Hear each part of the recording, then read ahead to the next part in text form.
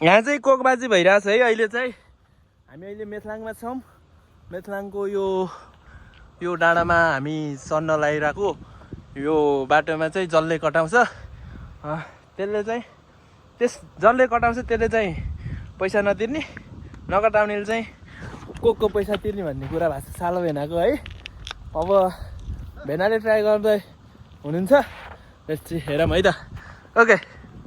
okay जो hot Anil Anil Anil Anil Anil Anil पुस पुस पुस पुस पुस पुस पुस पुस पुस पुस पुस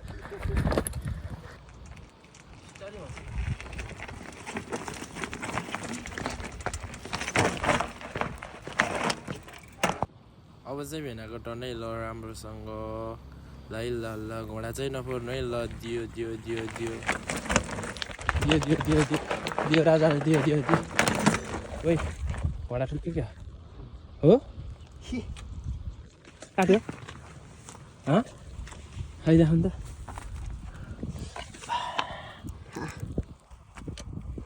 भेनाको बाइकमा चाहिँ थोरै यो चेन पुल्लीमै बसिरहेको छु होइन एकचोटि घोडा फोरिसक्नुभयो त्यो भइरहेछ ठिक छ भिडियो चाहिँ लास्टसम्म हेर्नु होला है त भिडियो लास्टसम्म हेर्नु होला एउटाले नि एउटाले ढुक्क कटाइन्छ है कोक पनि खाइन्छ है त त्यही टाइम पास गर्ने है ल हामी चाहिँ एउटा टाइम पास धेरै गर्ने क्या अभी मजा आएगा ना भिडियो है दियो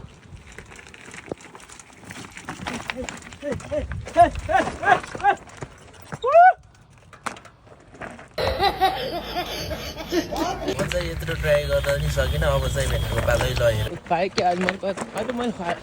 मलाई थाहा भयो मैले खाएँ मलाई थाहा भयो मैले खाएँ क्या मलाई थाहा भयो मैले खाएँ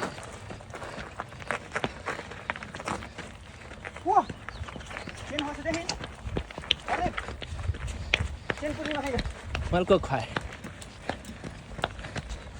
कोक चाहिँ मैले खुवाउनु पऱ्यो कोक खाँदै हुनुहुन्छ चिल्ली आक्स पारामा जितेर म चाहिँ यता फेरि